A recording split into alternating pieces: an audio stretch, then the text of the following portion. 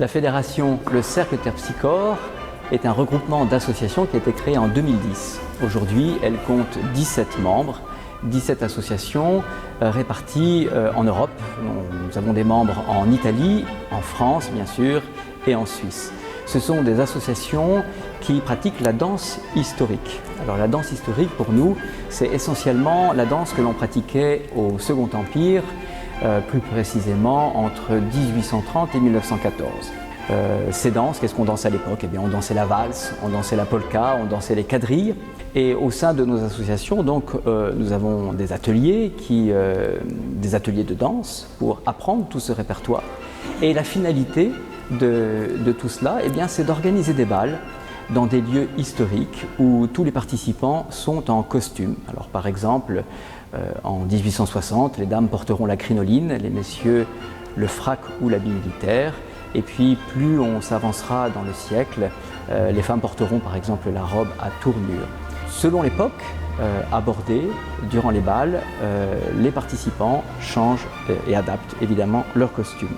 Alors, toutes ces soirées nous ont emmenés dans des villes magnifiques en Europe, à Vienne, à Budapest, à Prague et aujourd'hui à Aix-les-Bains.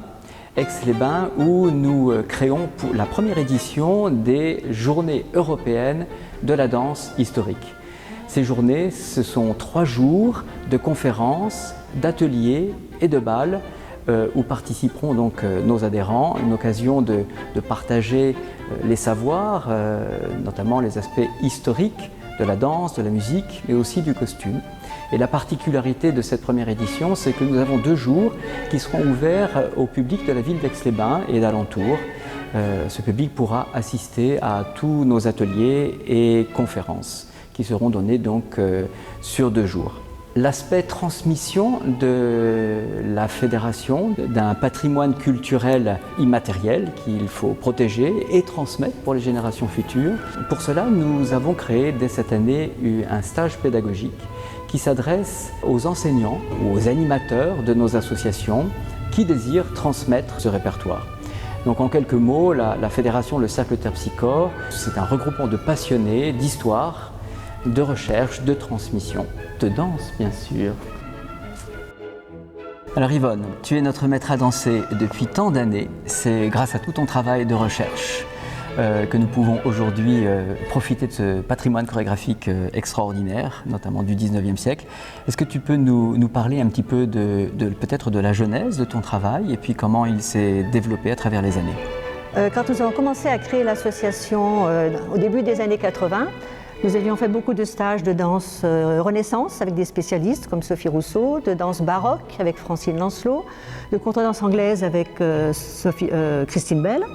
Mais personne ne s'intéressait à l'époque au 19e siècle. Toutes les périodes, toutes les cultures ont toujours ignoré leurs parents, enfin leurs antécédents.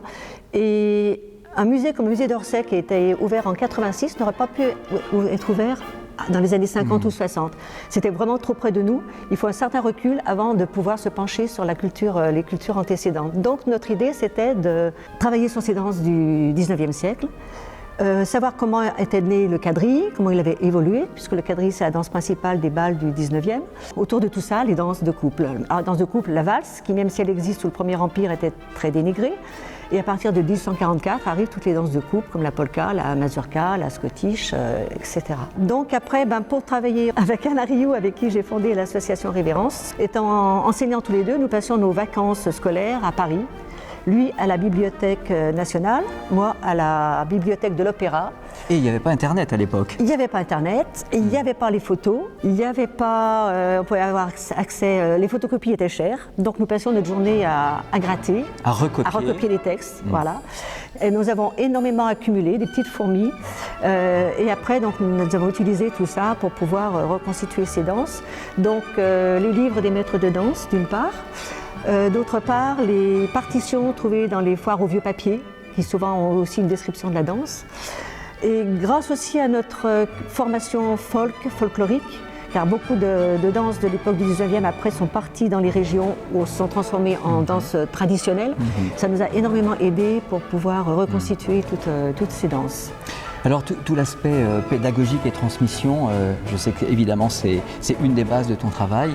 Est-ce que tu peux nous parler des livrets que tu as écrits à destination notamment des associations qui avec le temps se sont créées un peu partout en France et aujourd'hui ailleurs en Europe? Au départ, c'est grâce aux Lyonnais que j'ai expérimenté les danses, parce qu'il faut d'abord être sûr que ça fonctionne, qu'on a bien compris les textes. Aux Lyonnais, c'est-à-dire de l'association Révérence, pas la ville de Lyon.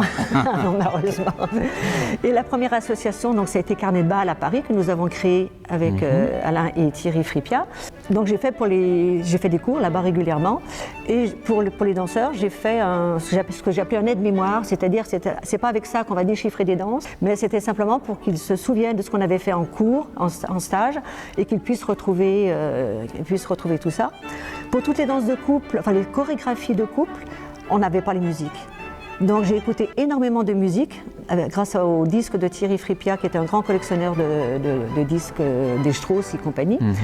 Il fallait faire des montages pour adapter donc les danses sur la musique, ce que j'ai fait avec des cassettes. On n'imagine plus maintenant à l'heure de l'ordinateur, mais il fallait appuyer au bon moment, c'était pas évident. Et donc comme ça j'ai fait un premier aide-mémoire des danses de bal avec les musiques correspondantes.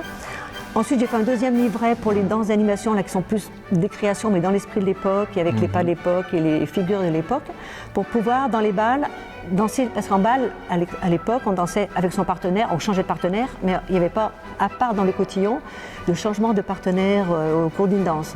Donc ces danses permettent de changer plus facilement de partenaire, qui amènent beaucoup plus de joie et de contact, de convivialité dans les bals. Voilà. Et puis après, j'ai fait un troisième livret parce qu'il y avait des choses qui avaient été oubliées, que j'ai retrouvées depuis. Voilà. Donc c'est la plupart des reconstitutions à partir des textes d'époque, et les autres, c'est quelques créations. Très bien. Merci Yvonne, merci pour toutes ces années surtout de travail et de partage et d'échange. Marie, tu es présidente de l'association d'Aix-les-Bains, le Quadrille du Lac, association assez jeune puisqu'elle a 4 ans d'existence. Tu nous accueilles ici, puisque l'association Le Quadrille du Lac collabore avec la Fédération Le Cercle Terpsichore dans l'organisation des Journées européennes de la danse historique. Mais ce qui m'intéresse aujourd'hui, c'est que tu nous parles de la vie associative. Dans une association qui s'occupe de danse historique, qu'est-ce qu'on y fait? Si je viens demain, je m'inscris, je ne connais pas ce monde, cet univers, je m'inscris, qu'est-ce que tu pourrais m'en dire? Qu'est-ce qu'on fait dans ces associations qui font de la reconstitution de danse historique? Déjà, quels sont les profils des personnes qui viennent? Beaucoup de dames, mais aussi heureusement des messieurs. Des cavaliers.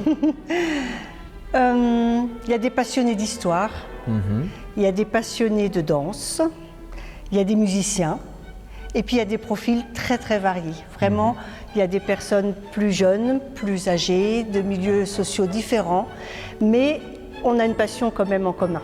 Et ça, c'est la danse historique. Et alors, est-ce que vous répétez toutes les semaines, tous les mois? Comment ça se passe? Alors, dans une association, bien sûr, il y a des ateliers qui sont très réguliers, quand on peut, toutes les semaines. Nous, il se trouve qu'on fait venir notre maître à danser de Lyon. Donc, comme c'est quand même un petit bout de route, eh bien, on a choisi la formule de mini-stage, une grosse journée par mois. Mais c'est un petit peu juste, donc on espère bientôt pouvoir répéter entre nous, entre 2 ateliers avec le maître à danser pour aider tout le monde vraiment à bien mémoriser tout ce qui est à mémoriser. Pendant ces ateliers, qu'est-ce qu'on fait? Déjà, on se met dans une ambiance. On quitte un peu nos préoccupations de la ville, nos idées qu'on peut avoir différentes les uns les autres. On est là pour une passion commune, donc on a un objectif commun qui est de danser ensemble et avec plaisir. Oui, donc tu rappelles là une des caractéristiques de ces danses de société, des danses de bal du 19e siècle. On est là pour se rencontrer. C'est socialiser dans la convivialité. Voilà, et passer des bons moments ensemble, mais pas n'importe comment. Donc ça commence par l'apprentissage des pas de base qui sont indispensables. Il y a le pas de polka, il y a le pas de valse qui donne parfois du souci à certains. Il y a la mazurka, et tout ça, ça prend du temps. Parce qu'on se dit oui, ça a l'air facile, mais après il faut que ça rentre dans les jambes et pas seulement dans la tête. Après, il y a l'apprentissage des chorégraphies, parce qu'un quadrille, ça ne s'improvise pas. Quand on ira au bal, il y aura des danses libres, mais avant tout, il y a des chorégraphies qu'il faut connaître pour pouvoir se présenter dignement à un bal. Donc le quadrille français, le quadrille lancier, le quadrille, etc. Et alors donc on apprend toutes ces danses, la valse, la polka, la mazurka, le quadrille, donc cette danse à 2 couples ou plus, 4, 6, plus. Mais c'est quoi la finalité finalement de cet apprentissage? Parce que dans les répétitions, on n'est pas en costume. Non, on est en tenue d'entraînement. Mais par contre, en parallèle à ça, il faut effectivement créer des costumes. Donc ça suppose les conseils avisés d'un costumier, d'une costumière. Il y en a qui font leur propre costume, il y en a qui ne savent pas faire, donc qui demandent qu'on leur fasse. On a commencé, nous, au Quadrille du Lac, par se faire des crinolines, 1860, et puis les messieurs en frac. Mais au bout d'un certain temps, on a commencé à avancer un petit peu dans le temps, à faire des danses un petit peu plus tardives, de 1900 et belle époque, et donc autre temps, autre chorégraphie, autre danse, mais autre costume. Donc il y a la partie costume qui est quand même arrive assez tôt quand on arrive dans l'association, parce que sinon on ne peut pas danser comme on a envie. Bien sûr. Après, notre objectif, c'est d'aller au bal, forcément. Et vous en organisez vous-même? Alors on n'en a pas encore organisé parce qu'on est une toute jeune association, mais par contre on voyage beaucoup. On va à Venise, on va à Toulouse, on va etc. À Paris, j'en oublie notamment des dizaines. Dans les soirées qu'organisent les membres de la fédération. Exactement. Donc on a reçu une invitation. Est-ce que vous voulez venir danser à tel endroit en Europe? Alors ça fait rêver, il peut y avoir Rome, il peut y avoir que des endroits magiques. Ce sont des très beaux endroits qui sont choisis pour leur authenticité historique. Donc c'est vraiment des grands moments de plaisir. C'est un peu la récompense, voilà, c'est l'objectif. Mais il n'y a pas que ça. Parce qu'à Aix-les-Bains, par exemple, on a un patrimoine très riche, historiquement parlant, pour le 19e siècle. Ville d'eau, ville de bain, donc forcément la haute société, les bals, etc. Donc, qu'est-ce qu'on fait? On est appelé de plus en plus souvent à faire de la reconstitution, à animer les journées du patrimoine, à fêter les 50 ans de notre société d'art et d'histoire. À la Gorge du Cirrose, ont une fête en été où on va danser pour eux toute la journée, etc. Ça, on est plutôt dans la représentation à ce moment-là, mais pas que. Donc, parce qu'on aime bien faire l'animation aussi. C'est ça, donc vous animez en fait le territoire, voilà. Vous proposez des démonstrations et c'est un moyen pour le public de vous découvrir aussi. Exactement.